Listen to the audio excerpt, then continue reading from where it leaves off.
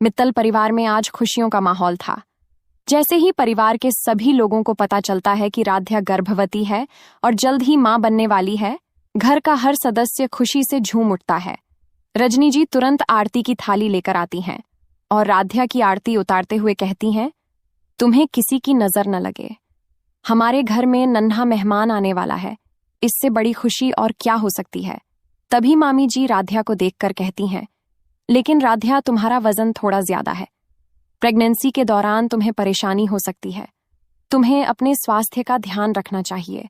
राध्या मुस्कुराते हुए कहती है, मामी जी आप चिंता मत कीजिए, मैं अपना पूरा ध्यान रखूंगी और खुद को फिट करके दिखाऊंगी।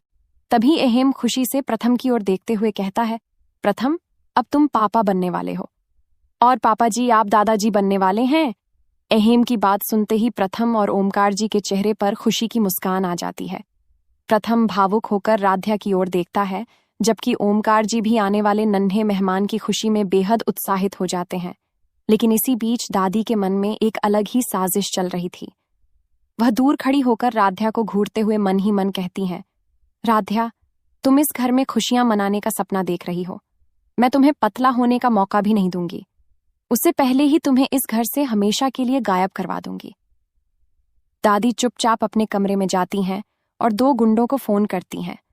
फोन उठते ही एक गुंडा पूछता है, दादी जी बताइए क्या काम है। दादी धीमी आवाज में कहती हैं, मैं तुम्हें एक लड़की की तस्वीर भेज रही हूं, उस लड़की को मेरे घर से चुपचाप उठा लेना और किसी अनजान शहर में छोड़ देना, ताकि वह दोबारा इस घर तक वापस न पहुंच सके। दादी आगे कहती हैं, अगर तुम दोनों ने मेरा काम ठीक से कर दिया तो तुम्हें मुंह मांगी रकम मिलेगी। दादी की बात सुनकर दोनों गुंडे कहते हैं, ठीक है दादी जी, हम कल रात मित्तल हाउस आएंगे और आपका काम पूरा कर देंगे। दादी फोन रखते हुए मन ही मन मुस्कुराती हैं। उन्हें लगता है कि उनकी साजिश कामयाब हो जाएगी, लेकिन उन्हें पता नहीं था कि कमरे के बाहर कोई उनकी बातचीत सुन चुका था। दरवाजे के पास अहेम खड़ा था, उसके चेहरे का रंग उड़ चुका था। दादी राध्या भाभी को घर से गायब करवाना चाहती हैं। अहेम तुरंत वहां से चला जाता है। वह सीधे प्रथम के कमरे में पहुंचता है। प्रथम, मुझे आपसे बहुत जरूरी बात करनी है। प्रथम चौंक कर पूछता है, क्या हुआ अहेम? सारी बात बता देता है। प्रथम के चेहरे पर गुस्सा आ जाता है। तुमने अपनी आंखों से दादी को ये बात करते सुना? हाँ, मैंने सब सुना है। प्रथम कुछ पल चुप रहता है, फिर कहता है, लेकिन बिना सबूत के अगर हमने दादी से सवाल किया तो वह सब कुछ झूठ बता देंगी। तभी राध्या कमरे में आती है, क्या हुआ? आप दोनों इतने परेशान क्यों हैं? प्रथम तुरंत बात छिपाने की कोशिश करता है, कुछ नहीं। राध्या प्रथम की आंखों में देखकर कहती है, आप मुझसे कुछ छिपा रहे हैं। प्रथम उसके पास जाता है, राध्या, आज रात तुम अकेली कहीं मत जाना, चाहे कुछ भी हो जाए। राध्या हैरान हो जाती है, लेकिन क्यों प्रथम कोई जवाब नहीं देता। उधर दादी अपनी योजना को अंतिम रूप दे रही थीं। अगली रात घर में सभी लोग सोने की तैयारी कर रहे थे। राध्या अपने कमरे से पानी लेने के लिए बाहर निकलती है। उसी समय घर की बिजली अचानक चली जाती है। पूरा घर अंधेरे में डूब जाता है। राध्या घबरा जाती है। प्रथम जी कोई जवाब नहीं आता। अचानक पीछे से किसी के कदमों की आवाज सुनाई देती है। राध्या पलटती है। अंधेरे में 2 परछाइयां दिखाई देती हैं। राध्या पीछे हटती है। कौन है? एक आदमी आगे बढ़ता है, चुपचाप हमारे साथ चलो। राध्या चीखने ही वाली होती है कि तभी बाहर से प्रथम की आवाज आती है। राध्या दोनों आदमी घबरा जाते हैं। प्रथम टॉर्च लेकर दौड़ता हुआ आता है। उसके पीछे ओमकार जी, अहेम और घर के बाकी लोग भी आ जाते हैं। दोनों गुंडे भागने की कोशिश करते हैं। अहेम दरवाजा बंद कर देता है। प्रथम एक गुंडे को पकड़ लेता है। कौन हो तुम और मेरे घर में क्या कर रहे हो? गुंडा चुप रहता है। ओमकार जी पुलिस को फोन करने के लिए मोबाइल निकालते हैं। तभी दूसरा गुंडा घबराकर बोल पड़ता है, हमें इस घर की दादी ने भेजा था। पूरा परिवार स्तब्ध रह जाता है। सभी की नजर दादी पर जाती है। दादी कुछ पल के लिए बिल्कुल शांत खड़ी रहती हैं, फिर गुस्से में कहती हैं, झूठ, मैं इन लोगों को जानती तक नहीं। प्रथम आगे बढ़कर कहता है, तो फिर ये लोग आपका नाम क्यों ले रहे हैं? गुंडा जेब से अपना फोन निकालता है। हमारे पास इनका नंबर है, इन्होंने ही हमें तस्वीर भेजी थी। वह फोन दिखाता है। फोन में राध्या की तस्वीर देखकर पूरे परिवार के होश उड़ जाते हैं। राध्या की आंखों से आंसू निकल आते हैं। दादी जी, मैंने आपका क्या बिगाड़ा है? दादी चुप रहती हैं। रजनी जी गुस्से में कहती हैं, आपने हमारे घर की बहू और आने वाले बच्चे के साथ इतना बड़ा धोखा किया। ओमकार जी की आवाज कांपने लगती है। माँ, अगर आज प्रथम समय पर नहीं पहुंचता तो पता नहीं क्या हो जाता। दादी अचानक चिल्लाती हैं, हाँ, मैंने किया है। पूरा परिवार सन्न रह जाता है। दादी की आंखों में गुस्सा होता है, क्योंकि मैं नहीं चाहती कि राध्या इस घर पर अपना अधिकार जमाए। उसके आने के बाद से इस परिवार में सब कुछ बदल गया है।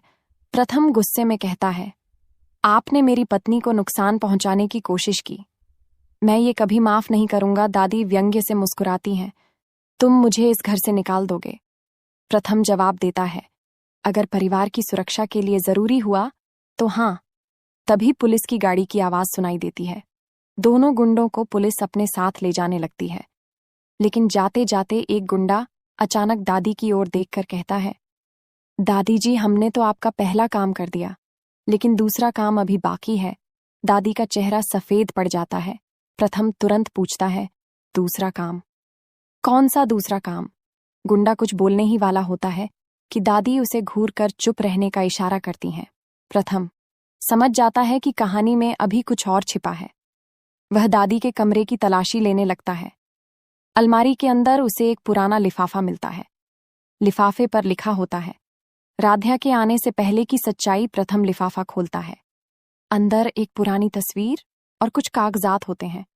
लिफाफे से निकली तस्वीर और कागज देखकर पूरे मित्तल परिवार के चेहरे पर चिंता साफ दिखाई दे रही थी। राध्या कांपती हुई पूछती है, प्रथम जी, इसमें मेरे पापा की तस्वीर क्यों है? आखिर दादी जी उनसे क्या छिपा रही हैं? प्रथम दादी की ओर देखते हुए कहता है, अब आपको सच बताना ही पड़ेगा।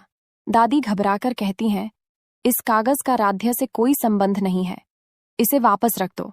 तभी ओमकार जी कागज अपने हाथ में लेते हैं और पढ़ते पढ़ते अचानक रुक जाते हैं। ये कैसे हो सकता है? राध्या घबराकर पूछती है, क्या हुआ पापा जी? ओमकार जी धीमी आवाज में कहते हैं, राध्या, तुम्हारे पिता और दादी एक दूसरे को कई सालों से जानते थे। पूरे परिवार को जैसे सदमा लग जाता है।